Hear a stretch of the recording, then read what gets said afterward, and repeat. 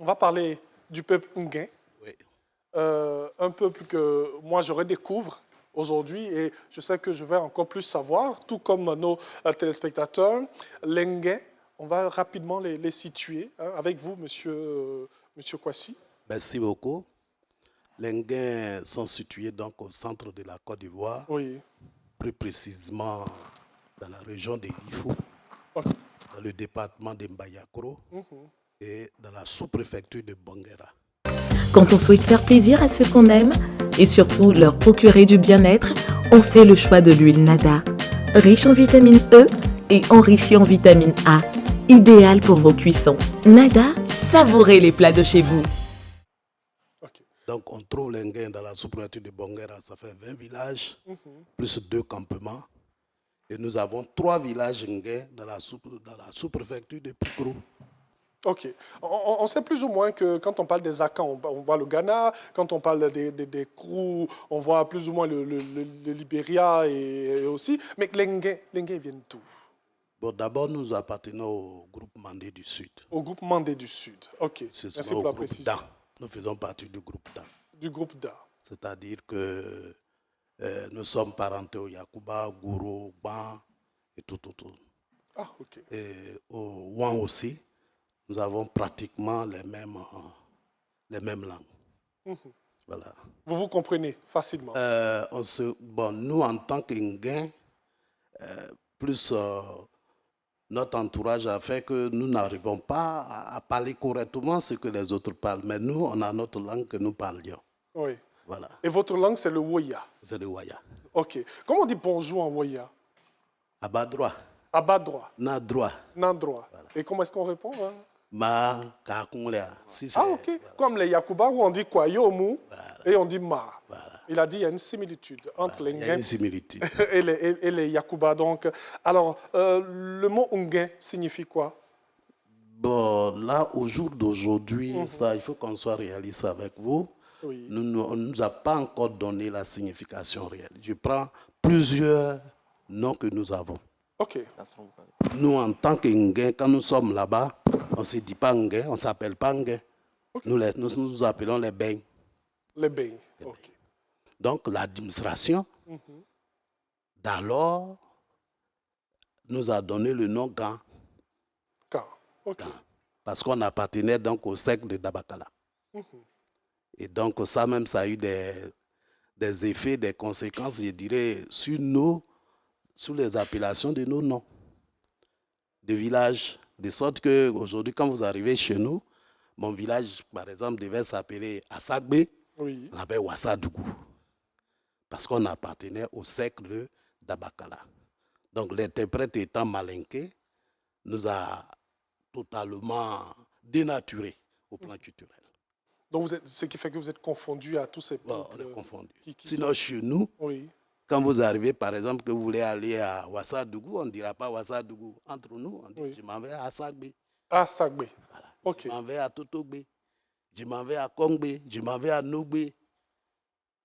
Donc voilà un peu comment, de notre appartenance au secte de Dabakala, ce qui a vraiment donné des choses sur le nom de nos villages. Merci beaucoup. Allez, on va toujours découvrir le peuple Nguin. On échange avec M. Kwasi Bernard, il est instituteur, il est cadre de la région. Racines et traditions, donc sur RTI 1 dans Matin Bonheur. Nous avons aussi d'autres invités, M. Kofi Ouleda Kwaku. Avec lui, c'est plus ou moins les jeunes de la région, les jeunes de Wassadougou, non de Sagbe. De Assagbe. pour parler comme... Ici, on est en pays Nguin. Pendant 30 minutes, on est à Wassadougou. Voilà. Alors, avec vous, nous allons faire un clin d'œil à cette jeunesse. Comment votre jeunesse est organisée? Est-ce que vous connaissez? Est-ce que vous allez très souvent au village? Comment est-ce que vous participez à la vie de votre culture? Alors, merci. Votre société, pardon. Alors, merci pour l'opportunité que vous nous offrez de parler justement de notre peuple, le peuple Nguin.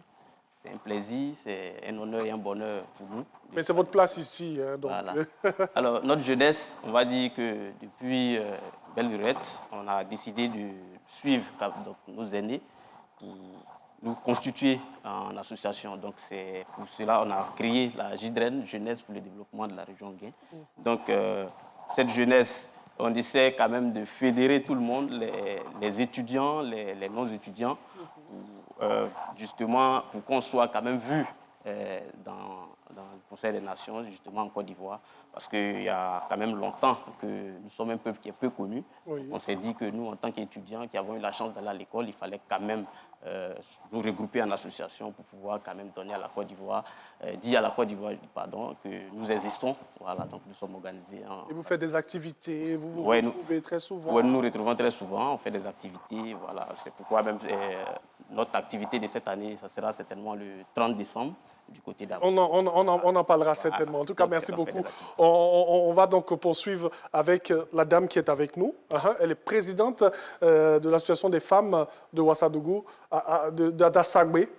À travers elle, c'est toutes les femmes d'Assagbe. Bonjour madame, vous allez bien? Bonjour, monsieur.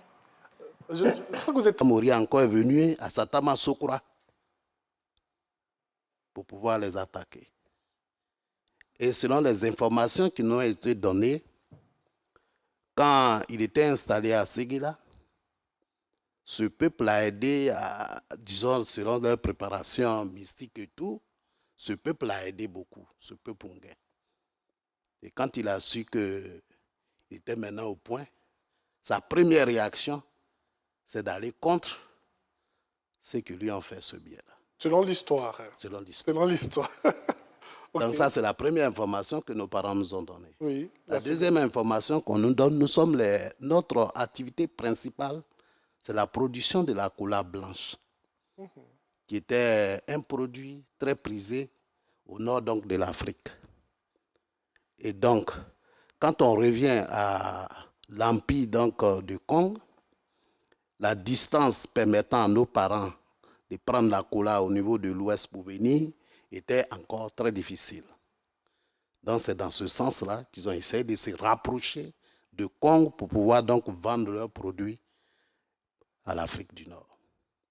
Et donc ce qui a fait que dès qu'on est venu, puisqu'on avait les échanges commerciaux avec l'Empire du Congo, Oui. donc on nous a automatiquement classés dans le cercle de Dabakala. C'est ça qui a eu donc les effets sur le nom de nos villages. Bien sûr. Voilà. Mais comment est-ce qu'on reconnaît un gain?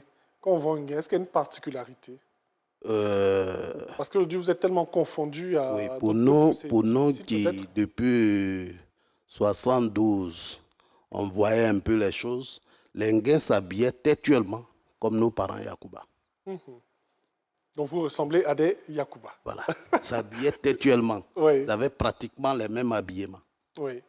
Parce que même la prononciation tout à l'heure, on sent un peu de Yakuba dans Oui. ce que vous avez dit tout à l'heure, en prononçant les différents villages. Et tout. Alors, comment le peuple Nguin est organisé? Le peuple Nguin, dans son organisation Oui. traditionnelle, a deux chefs de tribus. Nous avons deux chefs de tribus quand vous arrivez à Bongera. OK. Il y a tribu Kouma et puis tribu Koussia. Ça existe chez nous. Et la sous-préfecture, chef-lieu, Bongera, chef-lieu de sous-préfecture, se trouve dans la tribu Koussia. OK. Donc, comme ça, nous sommes organisés au plan traditionnel. Au plan traditionnel. Chez vous, on a des rois, des chefs de village, des chefs de canton, des chefs de tribu. Qui est le chef suprême Bon, dans l'organisation administrative, Oui. il devait y avoir un chef canton. OK. Mais nous appartenons au canton Abé. Au canton Abé. Abé, qui est constitué des abbés Agué et des abbés Assama de Mbayakro. OK. Donc nous faisons partie de ce groupe-là. De ce Sinon, en réalité, pour notre identité culturelle, on devait avoir notre canton. Parce qu'on n'a rien de commun avec eux. Bien Eux, ils sûr. sont des Baoulés Oui. et nous, on est Nguins. OK. Mais l'administration territoriale d'alors nous a mis donc dans leur canton. Bien sûr. Donc, vous êtes, je vais dire, dirigé en griffe par Pas eux. les chefs de canton de cette localité. Oui, des chefs de canton Abé.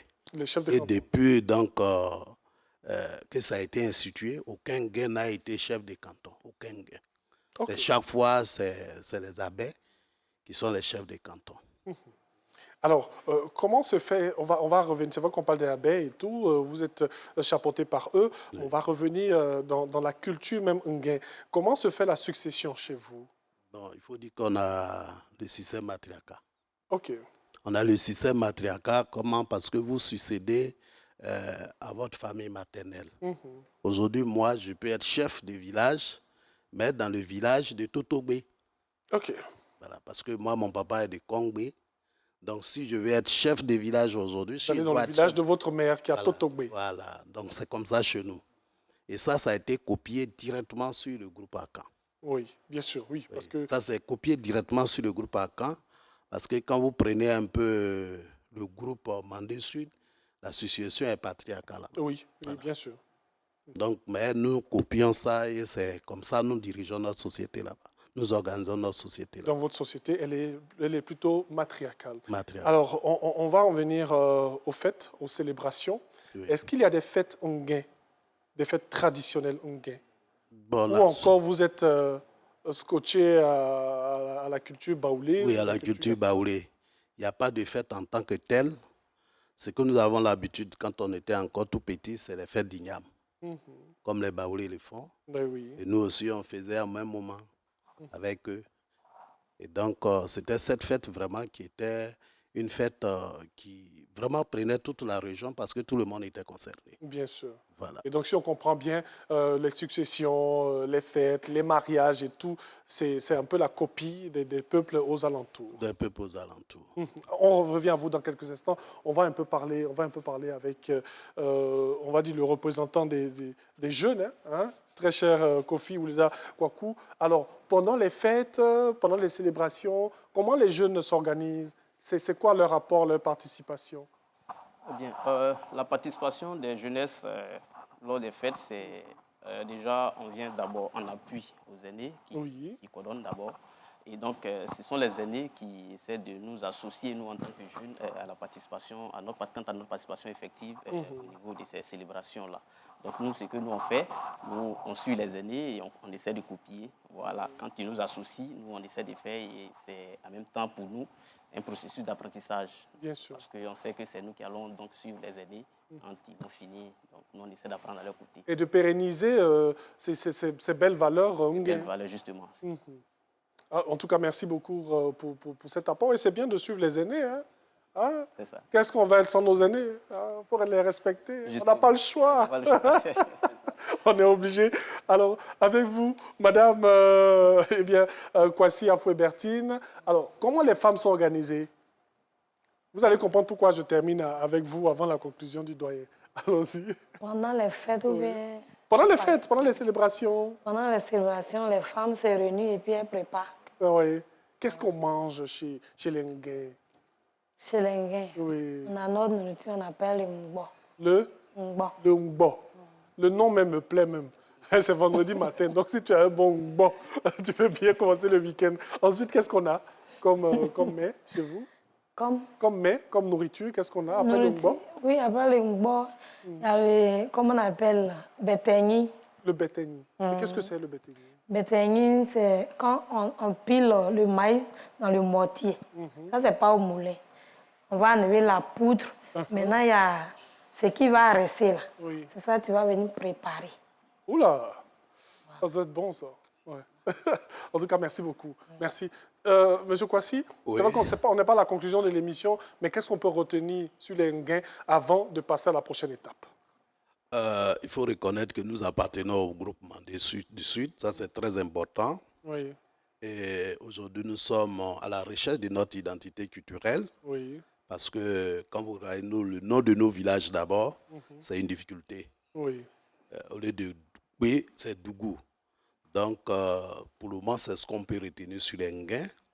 Et le peuple Nguin est un peu paisible, hospitalier. Oui, Ça, on ne peut pas nous nier ça. Tous ceux qui sont passés, que ce soit les gens de la sous-région, peuvent l'apprécier. Quand vous arrivez chez les Nguins, vous êtes adopté au même titre que leurs enfants. OK. Voilà. Les amis, rendez-vous ce week-end à Sagbé, hein? Pour bien manger, pour être à l'aise et tout. En tout cas, Donc, merci. c'est ce qu'on Oui. peut retenir pour le moment. En tout cas, merci beaucoup. Merci. Et nous, on aura encore d'autres occasions pour vos invités, comme on l'a dit, pour faire connaître la culture nguin. Et c'est tout ça qui fait la beauté de la Côte d'Ivoire. Ce beau melting pot de toutes les cultures et de toutes les traditions sur cette belle terre ivoirienne.